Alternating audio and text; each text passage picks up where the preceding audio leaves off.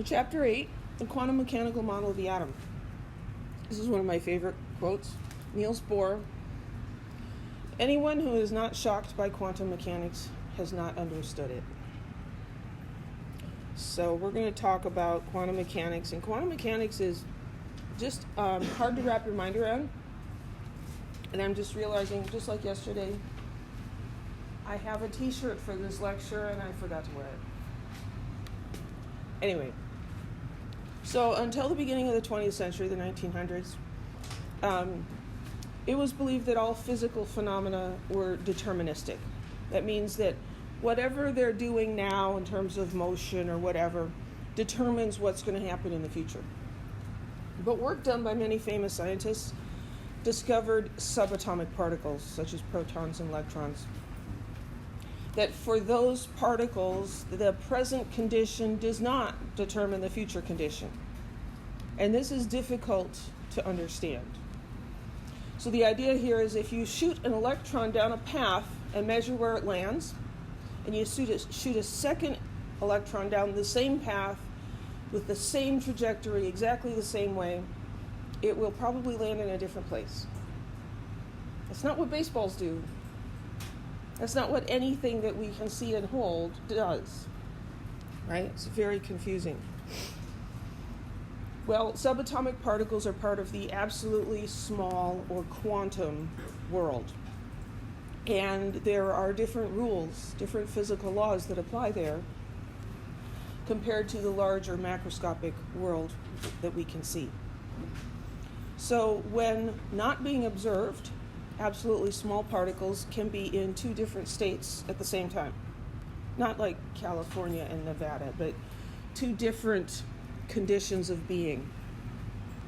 So an unobserved radioactive nucleus can be simultaneously emitting a particle and not emitting a particle. Does that sound impossible? According to everything we can see and experience with our senses, it's impossible. How can that be? Electrons are incredibly small. We just can't even get our minds around how small they are. A single speck of dust has more electrons in it than the number of people who have ever lived on Earth, all put together.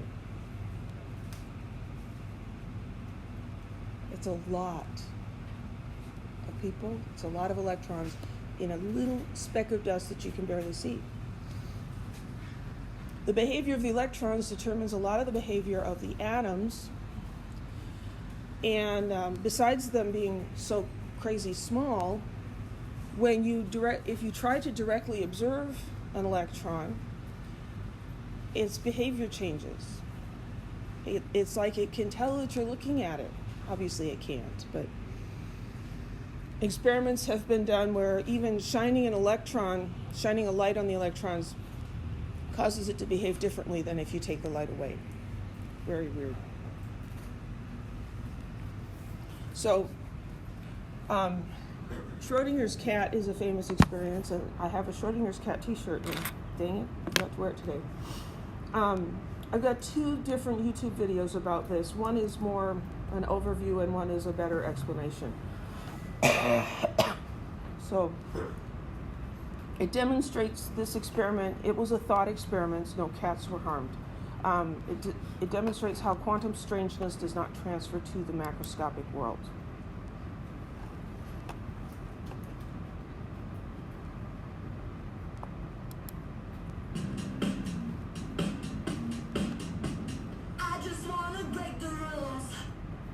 This wouldn't be a YouTube channel without a cat video. So without further ado, we present Schrodinger's cat. I'm sure you've heard some version of this famous thought experiment. You put a cat in a bunker with some unstable gunpowder that has a 50% chance of blowing up in the next minute and a 50% chance of doing nothing. The gunpowder is Einstein's version.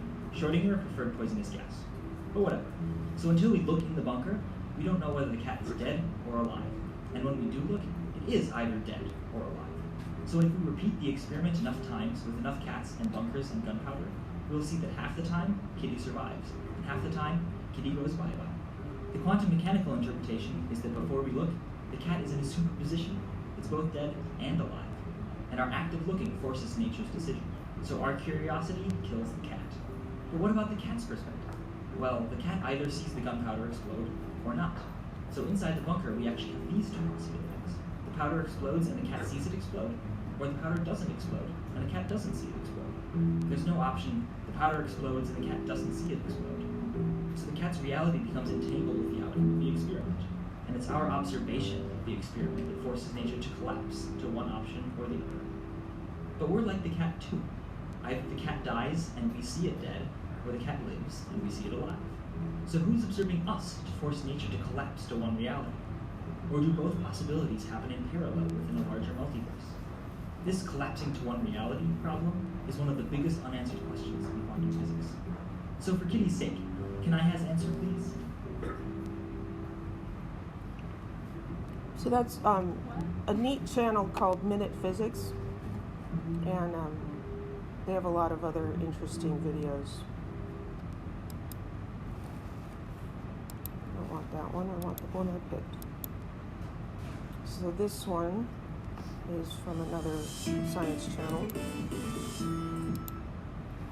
Hello and welcome to I Don't Think That Means What You Think It Means, where we look at bits of scientific theory that have wiggled their way into popular culture and have taken on a life of their own. Today we're talking about Schrodinger's cat, a famous thought experiment devised by the Austrian physicist Erwin Schrodinger, who helped piece physics back together after Einstein and his crew blew a giant frickin' hole in it back in the early 20th century. It's hard to overstate how much of a giant crap circus the 1920s were for physicists. Until then, everything had pretty much just been good old-fashioned Newtonian physics, where you could observe objects moving and predict how they react to various forces. But then along comes all this new research into subatomic particles that shows that they don't act predictably at all. In fact, sometimes stuff seems to be two different things at once, like an electron and a beam might act like a particle sometimes and like a wave at other times. And to make things even more the more you try to observe and measure these particles, the less naturally they behave. Did you say what now? My friends, I shall now introduce you to one of the biggest mind flogs of quantum mechanics. It's called superposition.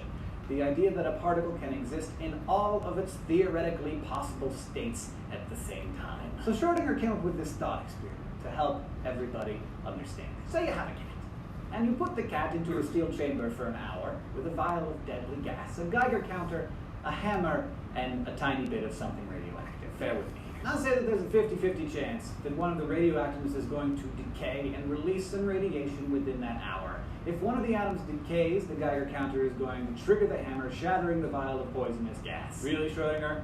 This is not the best way to get people behind the idea of funding sciences. So, there's a 50% chance that at the end of the hour, that vial has been broken and the cat is dead. And an equally good chance that the vial hasn't been broken and the cat's just kicking it wondering what's for supper. But what's actually happening in the box? According to quantum mechanics, any one of those radioactive atoms would be in a superposition of being both decayed and not decayed at the same time. Because that's how quantum objects act. So then, that decayed atom will have both killed and not killed the cat, right? Well, that's the logical conclusion, but a cat isn't a quantum object. A cat is a big, normal thing that obeys nice, old-fashioned Newtonian laws, so it, just like every other cat in history, is either alive or dead. Schrodinger's point, at least one of them, is that the two objects are subject to two separate sets of laws that can't be reconciled. In order to know whether the atom has decayed or not, and whether the cat is dead or not, you have to open the box and see.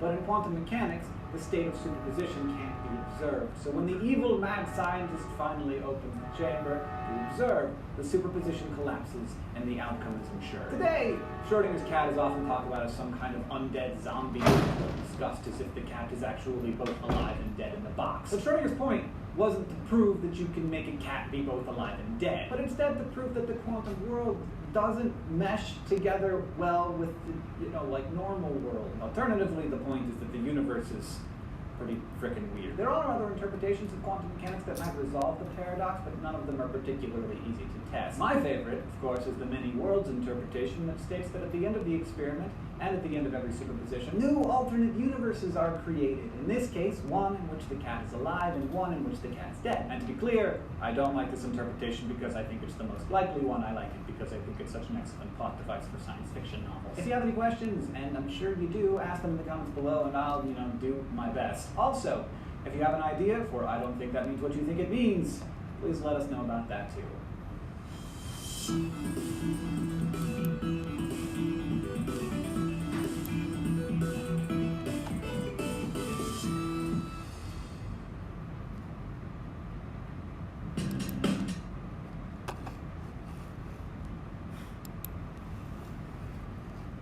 Okay, so anybody have any questions?